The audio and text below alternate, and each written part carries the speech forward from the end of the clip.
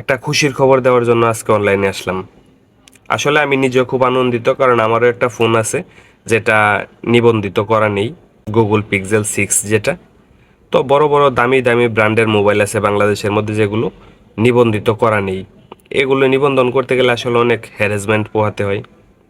তো সবচেয়ে খুশির খবর হলো বিটিআরসি থেকে জানানো হয়েছে আপনাদের মোবাইলটা এখন যদি আপনাদের ডাটাবেজের মধ্যে, বাংলাদেশের যে বিটিআরসি ডাটাবেজ, এটার মধ্যে যদি নিবন্ধন করা না থাকে অসুবিধা নেই, সেটা অটোই তারা নিবন্ধন করে নেবে।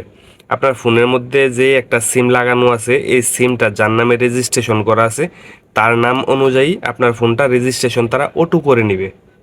খুবই দুশ্চিন্তার মধ্যে ছিলেন যারা, তারা এখন একটু বড় করে নিঃশ্বাস নিতে পারেন, কোনো সমস্যা নেই। তবে ফোনটা যে আপনার নামে রেজিস্ট্রেশন করবে তারা, আপনি যখন আবার ফোনটা বিক্রি করতে যাবেন বা কাউকে দিতে যাবেন তখন কিন্তু এটাকে আবার ডিসকানেক্ট করতে হবে আপনাকে।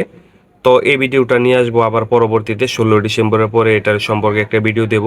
আপনারা কিভাবে ফোনটা ডিসকানেক্ট করবেন, আপনার নামে যে রেজিস্ট্রেশন করা আছে আপনি বিক্রি করার পরে বা বিক্রি করতে চাচ্ছেন কিভাবে ডিসকানেক্ট করবেন।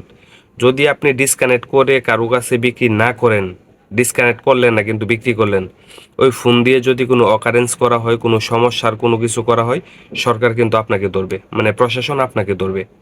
তাহলে অবশ্যই আপনার দায়িত্ব থাকবে, আপনার নামে যেহেতু সরকার ফ্রিভাবে রেজিস্ট্রেশনটা করে দিচ্ছে, এটা কিন্তু অনেক একটা ভালো কাজ করতেছে সরকার আমাদের উপকারের জন্য।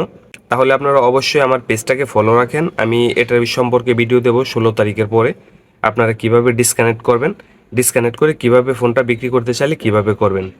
তো সবাই ভালো থাকেন, সুস্থ থাকেন। আসসালামু আলাইকুম।